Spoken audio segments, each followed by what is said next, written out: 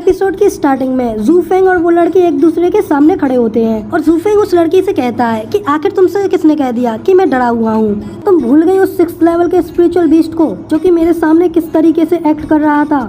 फिर वो लड़की जूफेंग से कहती है कि मुझे नहीं पता कि तुमने उस टाइम उस सरपेंट के साथ क्या किया और कैसे किया, बट तुम्हें ऐसा क्यों लगता है कि तुम वही सब करके मेरे ट्रेंड किए हुए सोल अटैक बीस्ट के साथ भी वही सब कर सकते हो। तुम कुछ भी कर लो, तुम ऐसा नहीं कर पाओगे। मेरे ये तीनों पेट्स के द्वारा मेरी सोल से लिंक है, यानी कि जुड़े हुए हैं। इनके लिए सबसे बड़ा ऑर्डर इनके मास्टर की बात मानना ही है और इनको टाइम थीम से कंट्रोल में कर पाना बिल्कुल इम्पॉसिबल है। और इधर जूफेंग उस लड़की की बातों को सुन करके स्माइल कर रहा होता है, बट जूफेंग को ऐसा करते हुए देख करके वो लड़की बहुत ज्यादा गुस्सा हो जाती है। अपने तीनों बीस्टों से कहती है कि जाओ और उस पे अटैक करो और जाके इस लड़के को अपनी असली पावर्स दिखाओ। फिर वो तीनों बीस्ट जल्दी से जूफेंग के ऊपर अटैक करने के लिए चले जाते हैं और तेजी से जूफेंग के काफी करीब आ जाते हैं और जूफेंग बस वहीं पे खड़ा होता है और फिर वो अपनी ब्लू फ्लेम को एक्टिव करते हुए अपनी आंखें को खोलता है। इसको के देख करके वो तीनों बीस्ट वहीं पे जम जाते हैं और बहुत ज्यादा घबराने लगते हैं। लेकिन यहाँ पर वो लड़की बहुत ज्यादा परेशान हो जाती है। वो अपने मन में सोचती है कि आखिर मेरे बीस्ट इस तरीके से क्यों रुक गए। लेकिन तभी वो तीनों बीस्ट तेजी से पीछे की ओर भागने लगते हैं और उस लड़की को वहीं पर छोड़ जाते हैं और वहाँ से काफी दूर भाग जाते हैं। वो लड़की उन तीनों से कहती है कि तुम कहाँ जा रहे हो, वहाँ से मत भागो, यहाँ आओ।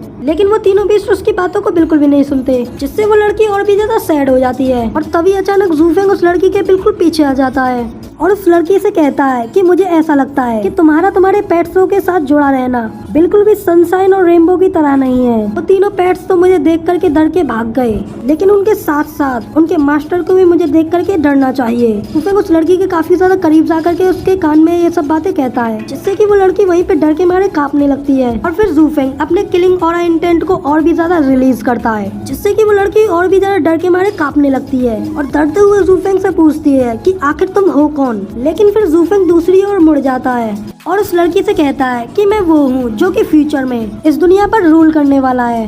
और इतना कहकर के जूफेंग वहाँ से तेजी से चले जाता है। लेकिन तभी वहाँ पर एक आवाज आती है जो कि कहती है कि टियान्यू आखिर वहाँ पर इतना भयानक आदमी कैसे खड़ा है। और फिर हमें दिखाते हैं वो लड़की वहाँ पर डरी हुई वहीं पे खड़ी होती है। तभी उसके पीछे से 2 आदमी आ रहे होते हैं। तो दोनों आदमी उसके पीछे आकर के कहते हैं कि लियानियर क्या कुछ गड़बड़ है। और फिर दूसरा भी पूछता है कि यंग मिस क्या आप ठीक हैं। तो गाइस फाइनली 3-4 एपिसोड्स के बाद में आज इस लड़की का नाम बताया जाता है जो कि लियान होता है। तो अब से हम इस लड़की का नाम लियान ही कहा करेंगे। लियान यूं कांपते हुए कहती है कि ब्रदर क्या कोई ऐसी चीज है जिससे कि हम सिर्फ अटैक कर सकें, क्योंकि ये अच्छा रहेगा हमारे वापस आने से।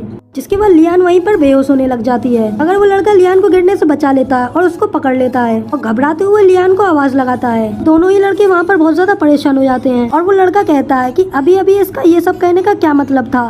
तभी सीन कट होता है और हमें एक केव का सीन दिखाया जाता है। वहीं पर लकड़ियों से उस केव के अंदर आग भी लगी होती है। वहीं पर लियान भी बेहोशी की हालत में वहाँ पर लेटी होती है। वहीं पर उनके करीब में उनका एक डॉक्टर भी होता है जो कि उनको बताता है कि यंग चीफ बस यंग मिस थोड़ा सा शॉक में है और शॉक की वजह से वो थोड़ा बेहोश हो गई है। बिल्कुल ठीक है, तो प्लीज आप बिल्कुल भी परेशान ना हो। और फिर वो लड़का कहता है कि ये शॉक में, आखिर ये इतना ज्यादा शॉक में किस लिए है, आखिर उसके साथ ये सब किसने किया। मेरी सिस्टर मेरे लिए मेरी लाइफ से भी ज्यादा बढ़ गई है। वो इन सब बीस्टों के साथ रहते हुए बड़ी हुई है और आखिर ऐसा कौन हो सकता है जो उसको इस तरीके से डरा सकता है और मेरी बहन की इस तरीके की हालत कर सकता है। इसके बाद वो ओल्ड मैन कहता है कि वो जो भी है वो उन सभी से बिल्कुल अलग है। मुझे माफ कर दीजिए कि ये ओल्ड मैन आपकी कोई हेल्प नहीं कर सकता।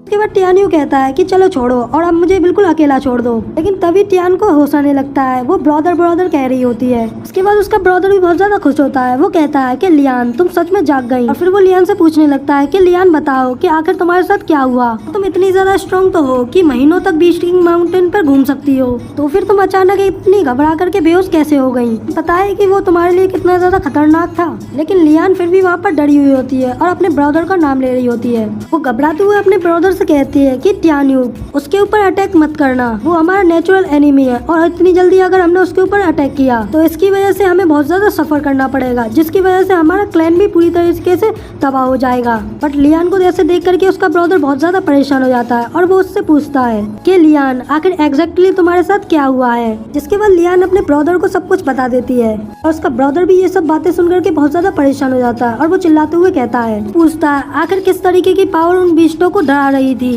जिसके बाद काफी सारे लोग डिस्कशन करने लगते हैं। वो कहते हैं कि टियान्यू के पास सच में कुछ ऐसी चीजें हैं जिसकी वजह से टियान्यू आदमियों के बीच में एक सच्चा ड्रैगन है। इसकी वजह से हम इसको बिल्कुल भी अंडरस्टैंडमेंट नहीं कर सकते। इसके बाद टियान्यू भी थोड़ा घबराने लगता है और वो कहता है हम कुआन रोंग इन बीस्टों को पालने के सबसे बड़े एक्सपर्ट हैं और हम लोग इस लैंड पर बीस्टों की सबसे बड़ी आर्मी खड़ी कर सकते हैं। यहाँ तक कि गॉड ऑफ वॉर डोगो जेंटियान वो भी हमें फेस करने की हिम्मत नहीं कर सकता है। वो सिर्फ अपनी आर्मी और फॉर्मेशन के दम पर ही फेल ग्राउंड पर खड़े होने की हिम्मत कर सकता है।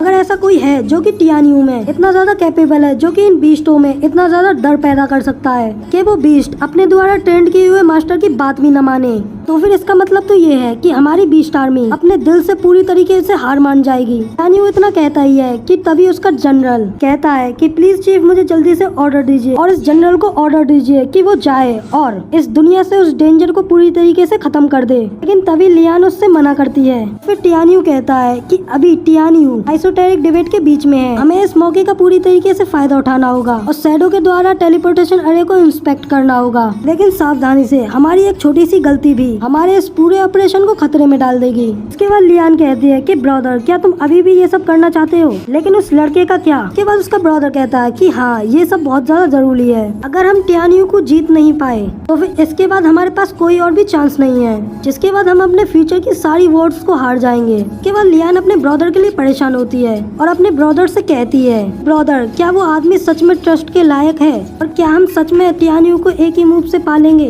इसके बाद उसका भाई हंसते हुए कहता है कि तुम्हें दिक्कत लेने की कोई जरूरत नहीं है, पूरे टियान्यू में उसके जितना अच्छा स्पाई कोई और नहीं है। और इतना कह करके वो हंसने लगता है। जिसके बाद मैं ये वाला एपिसोड यहीं पे खत्म करता हूँ।